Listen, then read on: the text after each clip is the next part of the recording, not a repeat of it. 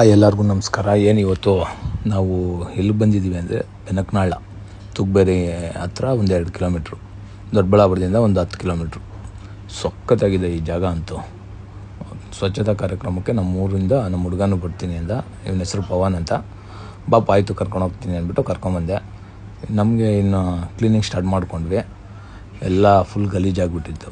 ಯಾಕೆಂದರೆ ಈ ಪ್ರವಾಸಿಗರು ಅನ್ನೋದಕ್ಕಿಂತ ಈ ಲೋಕಲಲ್ಲಿ ಅಂದರೆ ಈ ದೊಡ್ಡಬಳ್ಳಾಪುರ ಸುತ್ತಮುತ್ತ ಇರೋರೆಲ್ಲ ಬಂದು ಎಣ್ಣೆ ಹೊಡೆದು ಈ ಕಡೆ ಎಣ್ಣೆ ಹೊಡೆಯೋಕ್ಕೇ ಪ್ಲೇಸ್ ಮಾಡ್ಕೊಂಡ್ಬಿಟ್ಟಿದ್ದಾರೆ.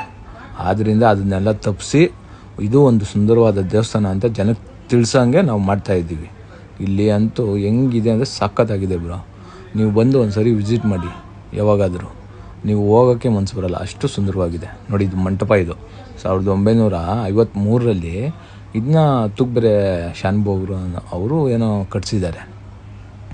ಏನಿದ್ರು ವಿಶೇಷ ಅಂದರೆ ಆವಾಗ ಮದುವೆ ಎಲ್ಲ ಮಾಡ್ತಿದ್ರಲ್ವಾ, ಈ ಥರನೇ ಮಾಡ್ತಿದ್ದಿದ್ದು. ಅವಾಗೆಲ್ಲ ದೊಡ್ಡ ದೊಡ್ಡ ಶ್ರೀಮಂತರೆಲ್ಲ ಇಲ್ಲೇ ಮಾಡ್ತಿದ್ರು. ಅಷ್ಟು ಅವ್ರ ಹೆಸರೆಲ್ಲ ಇದೆ ಅಲ್ಲಿ ಆ ಬೋರ್ಡಲ್ಲಿ. ಇಲ್ಲಿ ಇನ್ನೊಂದು ಏನಾಗ್ಬಿಟ್ಟಿತ್ತು ಅಂದರೆ ನಿಧಿ ಇದೆ ಅಂದ್ಬಿಟ್ಟು ಹಬ್ಸ್ಬಿಟ್ಟಿದ್ರು. ನೋಡಿ, ಕಲ್ಲೆಲ್ಲ ಕಿತ್ತಾಕ್ಬಿಟ್ಟಿದ್ರು. ರಾತ್ರಿ ಬಂದು ನಿಧಿನೆಲ್ಲ ಅಗೆದು ಇದು ಮಾಡಿಬಿಟ್ಟಿದ್ರು. ಆವಾಗ ಕೇಸ್ ಆಯಿತು, ಅದು ಇಶ್ಯೂನ ಆಯಿತು.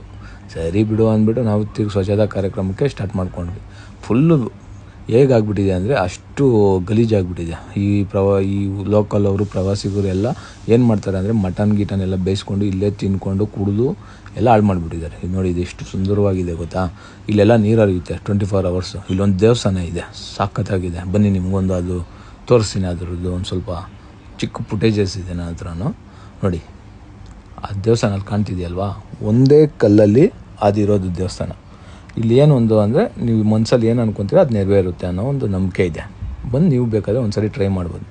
ಬನ್ನಿ. ಹೀಗೆ ನೋಡಿ, ನೀರು ಇದು 24 hours ಹೀಗೇ ಹರಿಯುತ್ತೆ. ಸ್ವಲ್ಪ ಇನ್ನೂ ಕೆಳಗಡೆ ಎಲ್ಲ ಇದೆ, ಸಖತ್ತಾಗಿದೆ. ಒಂದು ದಿನ ಬಂದು ವಿಸಿಟ್ ಮಾಡಿ. ನೆಕ್ಸ್ಟ್ ಮುಂದಿನ ವೀಡಿಯೋದಲ್ಲಿ ಕಂಟಿನ್ಯೂ ಮಾಡ್ತೀನಿ.